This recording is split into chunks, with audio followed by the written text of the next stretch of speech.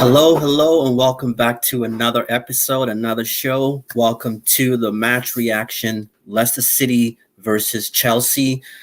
Wow, another great match, another great result for Leicester City. Leicester City 2, Chelsea FC nil. Lots of talking points today. Crazy, crazy, crazy. A lot of pressure on Frank Lampard today. Lots of pressure on Frank Lampard. I don't know what's going to happen with him. Is he going to be having a sack tomorrow morning? There's going to be a lot of talk on that, especially from the Chelsea fan base.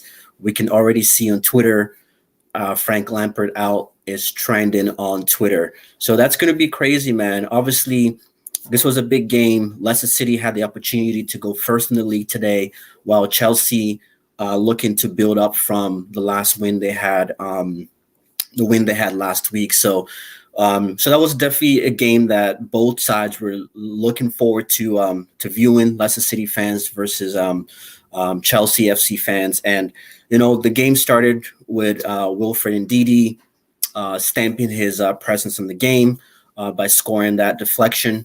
What a nice shot that he took. He was fortunate to have a deflection. It did hit the bar. I know some Chelsea fans were, a little hard on Mendy for not being able to save that, but I don't really think any goalie in this world, whether you're world class or you're bang average, I don't think you can be saving that goal because it deflected on a Chelsea defender and then hit the bar and went in. So it was a tough, unlucky break for Chelsea, and I feel like the game just went downhill from Chelsea as well. Chelsea lacked a lot of intent. They just didn't look like they were playing for Frank Lampard. There was so many gaps on the field. The space between the midfield and the attacking was just it was just crazy to see that. The setup was poor. Watching Chelsea was kind of like watching Manchester United with, there wasn't really much of a game plan. There wasn't any consistency. The difference is with Manchester United is you have players that are actually playing for the coach versus the like of Chelsea right now. It looks like Frank Lampard is losing the dressing room at this point in time. They're playing with their heads down. There isn't a consistent lineup. There isn't a consistent style of play. And in every press conference, post-match reaction from Frank Lampard, he's throwing his players under the bus. I don't know if he learned that from Jose Mourinho, but it's something that he needs to stop. He needs to figure out how he can wrap his arms around these players, because every game that they play, we can kind of see them losing that confidence in their player. But other than that, Maddison was also another brilliant player for Leicester City. He did a great job with his goal as well. What a nice finish from him. Now that's 3 goals in 3 games. He's definitely a man on form. Leicester City kind of looked like they were on the training ground. They looked like they were having fun on the field.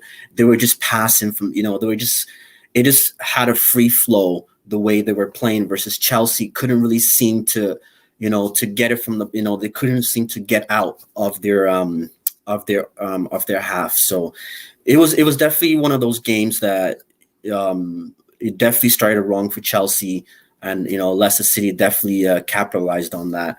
Hudson Odoi, he definitely did have the one chance where Pulisic passes it to Hudson Odoi. Clear chance on goal. You should be bagging that, especially especially the situation that Chelsea is in. They're lacking confidence. Those are the kind of chances that you need to be putting away. But at the end of the day, Hudson Odoi, he had a decent game today. I know a lot of Chelsea fans might say, "Oh, he should have scored that," but I think overall there wasn't really anyone at Chelsea that really stood out today in terms of their gameplay. Chelsea also, they're unfortunate not to get that penalty. It was just right outside the box with Johnny Evans. Johnny Evans was lucky too. that it was literally that close for them to call it. But you know what? Overall, it's just been one of those games where you know, it's concerning now. Is what is Frank Lampard doing? Chelsea has spent 250 million pounds on, I believe it was 5 or 6 players that they bought in, and none of them have been able to come out of the shell, have been able to show us the qualities that they've shown in Germany, France, where they came from. I know Thiago Silva did come on in the second half. Mendy had a decent game again today. But you know, he did have a good save. The Vardy chip was an amazing save from him. So it's, you know, Chelsea. I'm really nervous for Frank Lampard right now. It's crazy to think that not too long ago, Manchester United fans were saying "Ole out, Ole out." Then it was Arteta out, Arteta out. So you guys should leave your comments, man. Like, do you feel that maybe Frank is just going through a rough patch and he needs to, you know, he's going through a rough patch and these players just need to start playing for him, and maybe he could turn it around, especially with how the league is going. There really isn't. It feels like the top 10 teams are title contenders. If it's like every week there is a new team that is first place in the Premier League. So it's going to be a very long season of ups and downs, and you know, one team going up first place, and the next week another team. So it's not too late for Chelsea, but at some point Chelsea needs to figure out if they're going to keep Frank Lampard, or if they're going to give him more time to get the best out of these players. Because right now he's not really doing the greatest of jobs. I got to say that. You know, so just other than that, I think the whole Frank Lampard thing, I've been saying this for quite some time now, is why are these big clubs hiring amateur coaches? You know, someone made a great point on the Chelsea fan cam that it's crazy how you can't get a degree in 2 years, but coaches only have 1 year experience and are getting the jobs. You know, you look at Ole at Manchester United. Yes, he's had 10 years coaching experience, but he hasn't coached an elite club. He hasn't coached over in a mid-table club. He coached Cardiff, who got relegated, and then he went back to Norway with Molde and won it. So to me, that's not enough experience to be coaching a team like Manchester United. And then you have the likes of Arsenal with Arteta. Same story. Not much experience in the coaching world. He was brought in just to, you know, bring up the fan morale, and now, you know, look at where Arsenal has been all season. Luckily, they've been turning it around. They won yesterday, 3-0 yesterday. So that was a big result for Arsenal. And then Chelsea, you know, Frank Lampard, he did his thing in the Championship.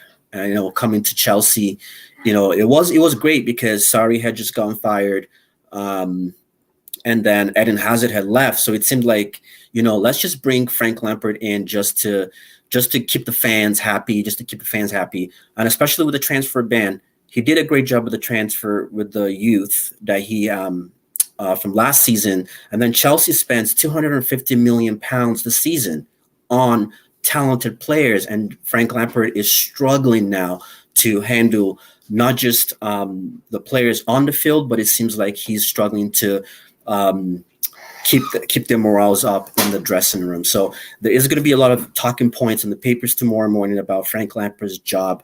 You know, Chelsea fans, tell me, like, who do you want to see replace Frank Lampard if he's to be replaced, and if, you know, or do you feel that he should be given more time to you know, to see if he can get the best out of these players? So I'm very curious to kind of see where what happens with Frank Lampard.